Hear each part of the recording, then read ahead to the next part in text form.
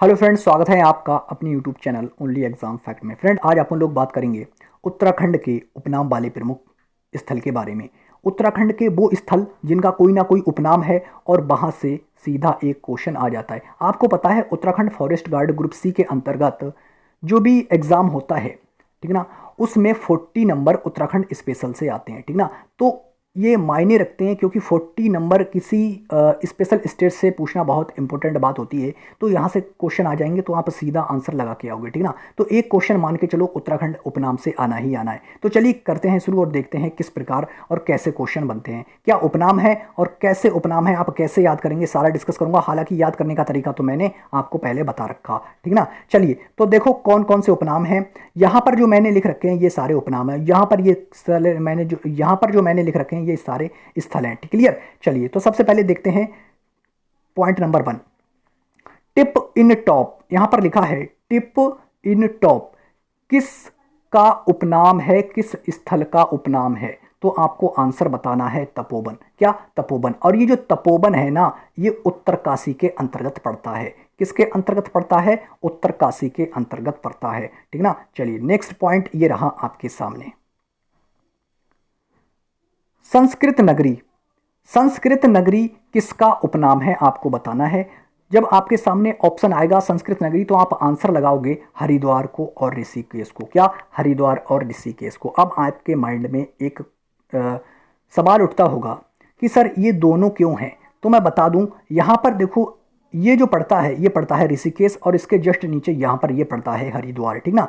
तो ये वाला जो क्षेत्र है ना, ये वाला क्षेत्र, ऐसा क्षेत्र, तो यहां पर देखो हरिद्वार है और यहां पर ऋषिकेश, तो ये बराबर में पास में ही है, ठीक ना। तो ये वाला जो क्षेत्र कहलाता है ये क्या कहलाता है? संस्कृत नगरी कहलाता है, ठीक ना। तो उसमें हरिद्वार भी आ जाता है, हालांकि हरिद्वार जिला अलग है और ऋषिकेश जो ये आता है ये देहरादून के अंतर्गत आता है, यानी कि दूसरे जिले के अंतर्गत आता, ठीक ना। चलिए नेक्स्ट पॉइंट ये रहा आपके सामने, पर्यटकों की नगरी उपनाम किसका है? तो आप कहोगे रानीखेत का। और रानीखेत कहां पड़ता है, किस जिले में पड़ता है? ये पड़ता है अल्मोड़ा के अंतर्गत। क्या? अल्मोड़ा के अंतर्गत, क्लियर। चलिए नेक्स्ट पॉइंट ये रहा आपके सामने, भारत का स्विट्जरलैंड। भारत का स्विट्जरलैंड किसे कहा जाता है? ये कहा जाता है कौसानी को। और मैंने बताया ये जो कौसानी है ये पड़ता है बागेश्वर जिला के अंतर्गत, और बागेश्वर जिले में भी एक चोटी है जिसको कहते हैं पिंगनाथ की चोटी। तो ये हो गई चोटी, और इसकी चोटी पर ऊपर यहां पर ये क्या बसा है? ये जो स्थल है इसी को कहते हैं कौसानी, ठीक है ना। कौसानी हिल्स है यहां पर, क्लियर। चलिए चलते हैं नेक्स्ट पॉइंट की तरफ, और पॉइंट नंबर आप नीचे देख सकते हो, यहां पर ये लिख रखा है, उत्तराखंड का स्विट्जरलैंड किसे कहा जाता है? उत्तराखंड का स्विट्जरलैंड किसे कहा जाता है? चलिए यहां पर आप टा लिख लें, इसमें भी मिस्टेक। उत्तराखंड का स्विट्जरलैंड ये कहा जाता है हर्सिल को। क्या कहा जाता है? हर्सिल। और हर्सिल कहाँ पड़ता है, किस जिले में? तो मैंने आपको बताया था उत्तरकाशी में, ठीक ना। हर्सिल पड़ता है उत्तरकाशी में।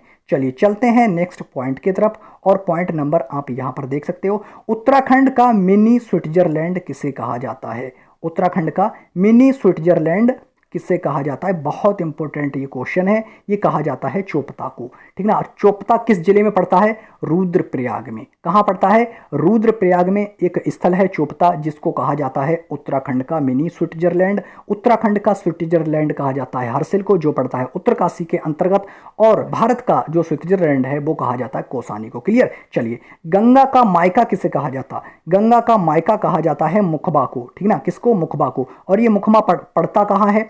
ये पड़ता है उत्तरकाशी के अंतर्गत। अगर आपसे पूछ ले, ध्यान देना, यदि एग्जामिनर आपसे पूछता है गंगा और यमुना का मायका कौन सा, तो आपको आंसर लगाना उत्तरकाशी। कंफ्यूज करेगा आपको, क्योंकि यहां पर देखो गंगा प्लस यमुना दोनों को रखा गया, तो आप कहोगे उत्तरकाशी। अगर आपसे ओनली पूछ ले गंगा का मायका कहां,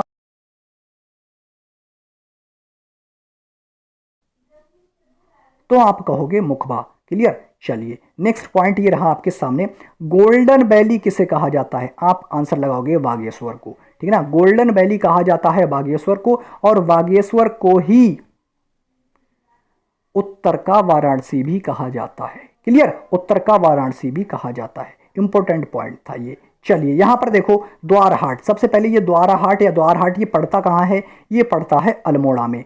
अब द्वारहाट के जो उपनाम हैं तो देख लो कौन कौन से हैं। एक तो है हिमालय की द्वारका, ठीक ना, इसी को कहते हैं मंदिरों की नगरी, इसी को कहते हैं मीठी मूली का क्षेत्र का तय। गजब पॉइंट बता दिया आपको, गजब पॉइंट। चलिए नेक्स्ट पॉइंट ये रहा आपके सामने, कोट द्वार। कोट द्वार आपको पता है कहाँ पड़ता है, ये पड़ता है पौड़ी के अंतर्गत, और इसी को कहते हैं गढ़वाल का द्वार, ठीक ना, गढ़वाल का द्वार कहते हैं।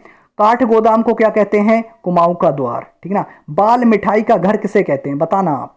बाल मिठाई का घर कहते हैं अल्मोड़ा को, ठीक ना, अल्मोड़ा को। चलिए ताम्र नगरी भी अल्मोड़ा को ही कहते हैं, ठीक ना। चलिए देहरादून को क्या कहते हैं, तो देखो देहरादून को क्या कहते हैं, सैनिक नगर कहते हैं देहरादून को, वन संस्थान भी देहरादून को ही कहते हैं, और लीची नगर भी किसको कहते हैं, देहरादून को भी कहते हैं। ध्यान देना, कोई भी क्वेश्चन इस प्रकार आ जाए आप आंसर सीधा लगा के आओगे, ठीक ना। चलिए याद करने का तरीका तो मैं बता रखा हूं उस वाले चैनल पे, ठीक ना। चलिए फर्स्ट वीडियो जाके देखो, सब पता चल जाएगा आपको कहां पर मैंने बताया। देखो संत नगरी, संत नगरी किसको कहेंगे, ऋषिकेश को। अगर आपसे संत नगरी कहता तो ऋषिकेश को लगाएंगे, और मैंने बताया संस्कृत नगरी किसे कहते हैं, हरिद्वार व ऋषिकेश को। लेकिन अगर आपसे पूछता है संत नगरी किसे कहते हैं, संत नगरी, तो आप आंसर लगाओगे ऋषिकेश को। क्लियर। चलिए ये जो गंगा नगर है, गंगा नगर, ये कहते हैं ऋषिकेश को। किसको कहते हैं, ऋषिकेश को, ठीक ना, ये ऋषिकेश को कहते हैं। बाकी नीचे का आप यहां पर देख सकते हो, यहां पर ध्यान देना, यहां पर, यहां से लेके गंगा द्वार इसको कहते हैं, हरिद्वार इसको कहते हैं, चार धामों का द्वार, स्वर्ण द्वार, तीर्थों का द्वार, सारा ये हरिद्वार को ही कहते हैं, ठीक ना। कुंभ नगरी भी कहेंगे, कुंभ नगरी भी कहेंगे, सेतु नगर भी कहेंगे। उत्तर भारत का केरल भी हरिद्वार को कहेंगे, और पूर्व का बेनिस भी हरिद्वार को ही कहेंगे, ठीक ना। तीर्थ नगरी भी हरिद्वार को ही कहा जाता है। चलिए अब देखो गायत्री तीर्थ की बात करें, गायत्री तीर्थ ये शांति कुंज का उपनाम है, ठीक ना। चलिए उत्तर का वाराणसी ये कहा जाता है वागेश्वर को, मैं बता चुका, अभी मैंने ऊपर डिस्कस कर चुका था, ठीक ना। उत्तर का वाराणसी वागेश्वर को। छोटा कश्मीर कहा जाता पिथौरागढ़ को। झील नगरी और सरोवर नगरी, ध्यान देना, झील नगरी और सरोवर नगरी ये कहा जाता नैनीताल को। क्लियर। चलिए यहां पर देखो नेक्स्ट पॉइंट, यहां पर कार्बे का प्रवेश द्वार। अरे कार्बे का प्रवेश द्वार इन्होंने लिखा ढिकाला, लेकिन ध्यान देना ये जो कार्बे का प्रवेश द्वार यहां पर लिख रखा है, ये वही कार्बे है जिम कार्बेट, ठीक ना। कौन सा, जिम कार्बेट। जब आप जिम कार्बेट राष्ट्रीय उद्यान में घूमने के लिए जाओगे 1935 में जिसकी स्थापना हुई थी, और ये भारत का प्रथम राष्ट्रीय उद्यान था, ठीक ना। कौन सा, यही था जिम कार्बेट, ठीक ना। तो उसी के प्रवेश द्वार की बात कर रहा है, इसे कहते हैं ढिकाला, ठीक ना, ढिकाला। चलिए उत्तर का काशी किसे कहा जाता है, ये कहा जाता है उत्तर काशी को। और उत्तर का वाराणसी किसे कहा जाता है, तो मैंने अभी आपको बताया था, ये कहा जाता है वागेश्वर को। क्लियर। किसे कहा जाता है, वागेश्वर को।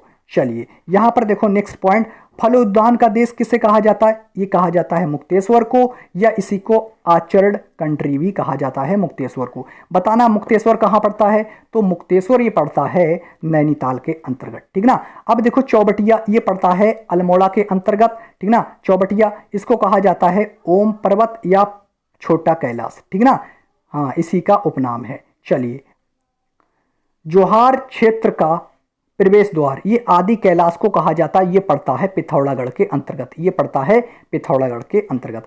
विश्व का उच्चतम पुरातात्विक स्थल किसे कहा जाता है, चौकी घाट को कहा जाता है। चौकी घाट पौड़ी के अंतर्गत एक स्थल पड़ता है, ठीक ना, जिसका उपनाम क्या है, ये आपके सामने लिख रखा, विश्व का उच्चतम पुरातात्विक स्थल। अच्छा आपको बताना है भारत का पुरातात्विक स्थल का जनक किसे कहा जाता है, क्या आप इसका आंसर लगा पाएंगे। चलिए अभी मैं बताऊंगा नेक्स्ट आगे, ठीक ना। चलिए बहुत अच्छा क्वेश्चन है, भारत का पुरातात्विक का जनक किसे कहा जाता है। चलिए अब यहां पर देखो व्हाइट वाटर बंडर, व्हाइट वाटर बंडर ये किसका उपनाम है, रूपकुंड का, ठीक ना। रूपकुंड कहां पड़ता है, ये पड़ता है चमोली के अंतर्गत। क्लियर। सिखों का कैलाश मानसरोवर ये पड़ता है टिहरी के अंतर्गत, और ये है कौड़ियाला, कहां पड़ता है, टिहरी के अंतर्गत। हेमकुंड, हेमकुंड देखो लोकपाल और दंड पुष्करणी तीर्थ ये प्राचीन नाम है दोनों हेमकुंड के, ठीक ना। ये प्राचीन है, उपनाम नहीं है, ये प्राचीन है, ठीक ना। चलिए ध्यान देना यहां पर देखो रंबाई क्षेत्र, हेमकुंड को कहा जाता। वहीं रबाई क्षेत्र जौनपुर को भी कहा जाता है। हेमकुंड पड़ता है चमोली के अंतर्गत, हेमकुंड पड़ता है चमोली के अंतर्गत, और ये जौनपुर पड़ता है टिहरी के अंतर्गत। क्लियर, जो ऑप्शन हो आप आंसर वही लगा के आए, ठीक ना। दोनों को कहा जाता है। यहां पर देखो दूध का कटोरा, ये कहा जाता है दूधा टोली को, और ये दूधा टोली कहाँ पड़ता है, तो दूधा टोली ये चमोली से पड़ता है, यहाँ चमोली से फिर अल्मोड़ा और नीचे यहाँ पौड़ी गढ़वाल तक ये जो क्षेत्र आता है इसको कहा जाता है दूधा टोली, ठीक ना। इसका जो उपनाम है, दूधा टोली का जो उपनाम है वो है दूध का कटोरा या दूध की तौलिया। क्लियर। अब एक पॉइंट और ध्यान दें, उत्तराखंड का पामीर इसी को कहा जाता है, ठीक ना। दूधा टोली को ही उत्तराखंड का पामीर भी कहा जाता है। क्लियर। चलिए नेक्स्ट पॉइंट ये रहा आपके सामने, नंदनकानन। नंदनकानन स्वर्ग में इंद्र का उपवन, ये जो पॉइंट है ये महाभारत में कहे गए हैं फूल घाटी के लिए, ठीक ना, फूलों की घाटी के लिए, ठीक ना। नंदनकानन स्वर्ग में इंद्र का उपवन, ये फूलों की घाटी के लिए कहे गए हैं, किसमें, महाभारत में, ठीक ना। चलिए अलका और बैकुंठ, ये कालिदास ने जो लिखी अपनी रचना की है एक मेघदूत की, उसमें कहा गया है फूलों की घाटी को अलका और बैकुंठ। ध्यान देना यहां पर देखो, गंधमादन किसको कहा जाता है, फूलों की घाटी को, गंधमादन, ठीक ना। इसके अलावा इसको ही यानी कि फूलों की घाटी को ही Bhyundar Ganga park, Frank Smythe park, Pushpavali भी इसी को कहा जाता है।